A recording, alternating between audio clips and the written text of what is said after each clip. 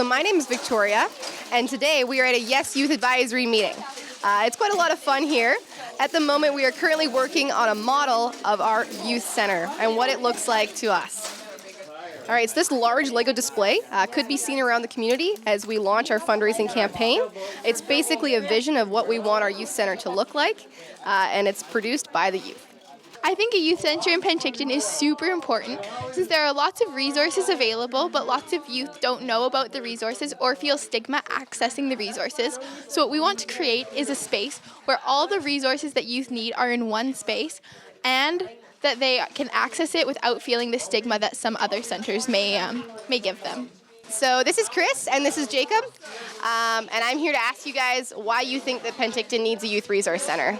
Can I go first? Yeah, I think it's important that we have a place where we'll feel safe, we can hang out, and we can get any assistance with pretty much anything we need, like whether it's mental health or finding a job, right? Yeah, absolutely. Basic needs. What do you think, Chris? Well, I think that if anyone doesn't know where to go or what to do or how to do things, it would be a good place for them to figure out how to do those things that they need in their life. Sure, a basic place to get information, a little bit of help, and a ton of resource and support. Perfect. Thanks, guys. So I'm a student at Princess Margaret Secondary School, and I've created a group called the Anti-Bullying Committee. We've been raising money, the group that I have, to give to Yes Project to help them build the resource center. We've done fundraising like the haunted house, which we hosted.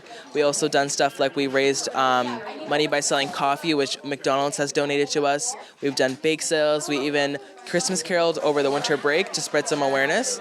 I got involved with Yes Project in around September, and ever since then I've been helping them give ideas for the resource center, what we can do, and doing some fundraisers about it.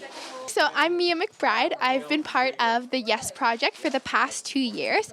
So one really special thing about this project is that it's almost completely youth driven. So not only is there a youth advisory committee, but there's also a youth steering committee. So a group of 3 of us is on this youth steering committee.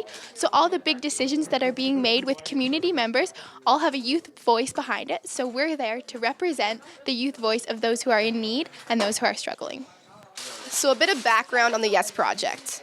There was a donation given to United Way and the Community Foundation for more youth resources and research in the community.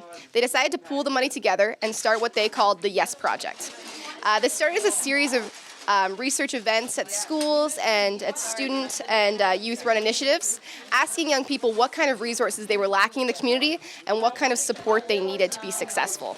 Basically, what we discovered is that there's a lack in mental health education, awareness, support, and resources, as well as youth needed a place to hang out, a safe place where they could come, be comfortable, welcome, talk about issues if they had them, and just feel welcome with their friends. So this launched the 3 pillars of the Yes Project.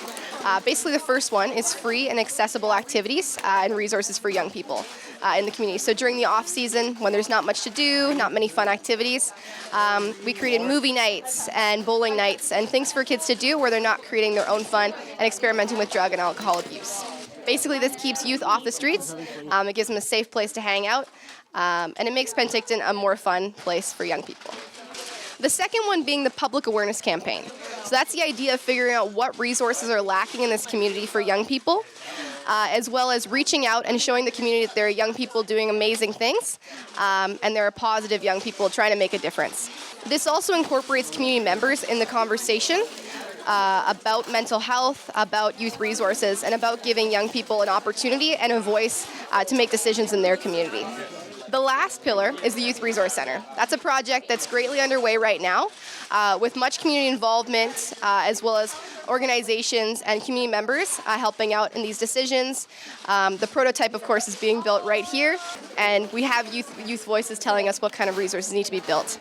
The end goal of the Youth Center is to create a safe, inclusive space for young people to come and get the resources and support that they need in this community. I think it's really important that we have a youth center because lots of the youth during our time have really struggled with mental illnesses like anxiety, depression. People also have stuff like bipolar disorder, OCD, and it's really good to spread awareness about that because a lot of people don't really know about what these mental illnesses are and they don't have any knowledge about them. And showing what we know can really help people find out about basically what this resource center is all about. Part of our project is youth engagement. That's allowing the youth a voice in the decisions that are being made for them in our community. And this Youth Resource Center will be providing them not only with resources, but also support.